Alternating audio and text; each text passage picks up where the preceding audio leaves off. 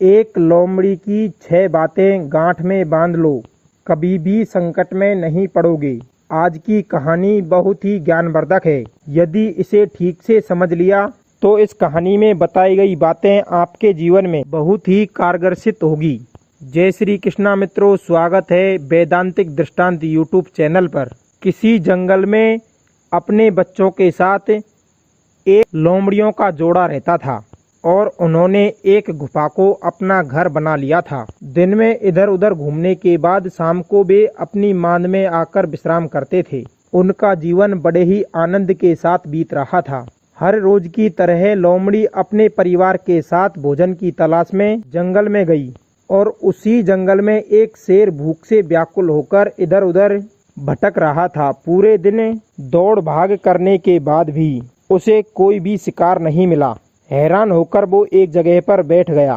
तभी उस शेर की नज़र एक बड़ी भारी गुफा पर पड़ी और उसी गुफा में अपने परिवार के साथ वह लोमड़ी रहती थी। और शेर इसी बात को सोचकर उस गुफा की ओर गया था कि क्यों ना हो सके इस गुफा में कोई न कोई जानवर मुझे अवश्य मिलेगा। परंतु उस गुफा में पहुंचने पर उसे कुछ भी नहीं मिला। अब शेर सोचने लगा यदि इस मांद में कोई जीव रहता होगा तो वो शाम को विश्राम करने के लिए अवश्य आएगा। मैं इसी गुफा के अंदर छिपकर बैठ जाता हूँ। मित्रों, इसी प्रकार शेर लोमड़ी की गुफा में छिपकर बैठ गया। थोड़ी देर के बाद जब सूर्य अस्त हुआ तो लोमड़ा और लोमड़ी और उसके बच्चे अपनी गुफा की ओर चले। गुफा के द्वार पर लोमड़ी ने देखा कि एक शेर के पैरों के निशान गुफा के अंदर की ओर गए हैं, लेकिन वापस लौटने का कोई भी निशान नहीं है। लोमड़ा बड़ा ही बुद्धिमान था, उसे समझने में देर नहीं लगी और उसने सोचा कि जरूर इस गुफा के अंदर शेर मौजूद है और यदि हमने इस गुफा में प्रवेश किया तो मैं परिवार सहित मारा जाऊंगा। विद्वान लोग कहते हैं कि आने वाली परिस्थिति को जो भांपकर चलता है और संकट के बारे में सोचकर जो हर समय आगे बढ़ता है वो कभी भी अपने शत्रु के जाल में नहीं फंसता। इसलिए कहते हैं इंसान को हमेशा दूर तक के परिणामों को सोचकर ही चलना चाहिए। जब अपने से भारी बड़े शत्रु से मुलाकात पड़ती है या कोई गंभीर समाचार या फिर कोई गंभीर संकट आ जाए तो धैर्य के साथ खूब सोच समझकर कदम उठाकर चलने चाहिए। किसी भी विपरीत दिशा की शुरुआत के आवेश में घबरा करके ना करें। लोमड़ा कहने लगा, हे प्रियतम, हमारे गुफा के अंदर चला जाना उचित नहीं रहेगा। मुझे शत्रु की आशंका लग रही है। जब तक मैं इस बात को स्पष्ट नहीं कर लेता तब तक यहीं पर ठहरना होगा। कहते हैं कमजोर भी अगर अविश्वासी है तो वो तगड़े से भी नहीं मारा जाता और जो तगड़ा है वो विश्वास में आकर कमजोर से भी मारा जाता है। बुद्धिमान लोमड़ा कुछ देर तक शांत रहा, फिर उसे एक उपाय सूझा और फिर उसने जोर जोर से कहना शुरू कर दिया, ऐरी गुफा, जब भी मैं आता था तब तू मुझे आता हुआ देखकर तेज आवाज से मुझे बुलाकर मेरा स्वागत करती थी, परंतु आज तो तू मौन है। क्या बात है? मुझे बहुत देर हो गई द्वार पर आए, लेकिन तू अभी तक बोली नहीं है। क्या तू भूल रही है कि तेरे मेरे बीच समझौता हुआ था कि तू मुझे आवाज देकर बुलाएगी तभी मैं अंदर प्रवेश करूंगा। चलो कोई बात नहीं, यदि तू नहीं बुलाती है तो मैं दूसरी मांद में चला जाता हूँ। मित्रों, लोमड़े की बातें गुफा के अंदर बैठा हुआ शेर बड़े ही ध्यान से सुन रहा था और सोचने लगा कि लगता है ये गुफा इस लोमड़े को आवाज देकर बुलाती हो, परंतु आज मेरे डर से इसकी बोलती नहीं निकल रही है और यदि मैंने शीघ्र ही आवाज नहीं दी तो लोमड़ा कहीं और चला जाएगा और मुझे फिर भूखे पेट रहना पड़ेगा। यही सब सोचकर शेर उस गुफा के अंदर गरजने लगा। अब तो शेर की आवाज से पूरी गुफा गूंज उठी।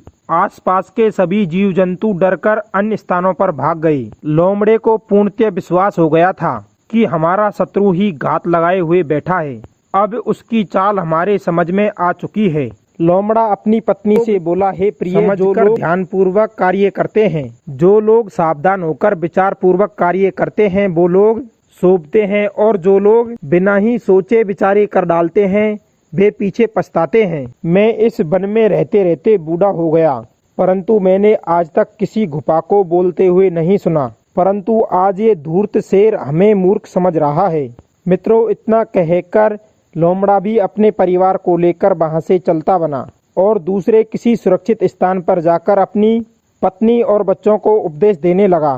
कहने लगा, हे प्रिय, जो दूरदृष्टा होते हैं, अर्थात दूर तक के परिणाम के बारे में जो पहले ही विचार कर लेते हैं, वे कभी भी मुसीबत में नहीं पड़ते, और जो लोग मूर्ख होते हैं वे ऐसी विपत्तियों में फंसते रहते हैं।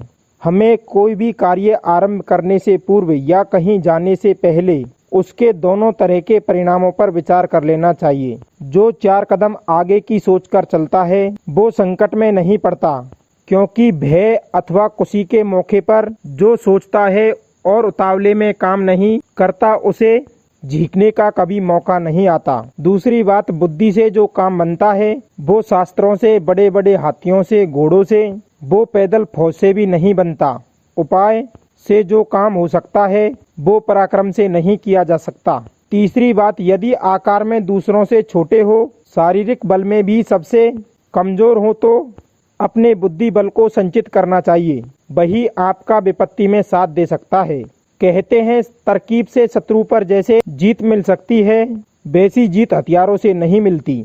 उपाय जानने वाला अगर छोटा भी हो तो उसे सूरवीर हरा नहीं सकता। जिसके पास बुद्धि है उसी के पास बल है, बुद्धि ही हीन को बल कहाँ हो सकता है। चौथी बात, जो मनुष्य शत्रु और रोग को जन्मते ही दवा नहीं देता, तो वो उसके महाबलवान होने पर भी वही शत्रु और रोग धीरे धीरे उसका नाश कर देते हैं। पांचवी बात, अपना बल ध्यान में रखकर जो मान उत्साह बढ़ाता है वो अकेला होने पर भी परशुराम की तरह शत्रुओं का नाश कर देता है। छठवीं बात, शत्रु के द्वारा विपत्ति में पड़ने पर शत्रु के दिमाग से ही सोचना चाहिए, वही विपत्ति से निकल सकता है। मित्रों, इस प्रकार से लोमड़े ने अपने परिवार को नीति शास्त्र का उपदेश दिया। यह कहानी आपको कैसी लगी, आप हमें कमेंट के माध्यम से जरूर बताएं। आप सभी का बहुत बहुत धन्यवाद। मिलते हैं अगली ज्ञानवर्धक कहानी के साथ। जय श्री कृष्णा मित्रों।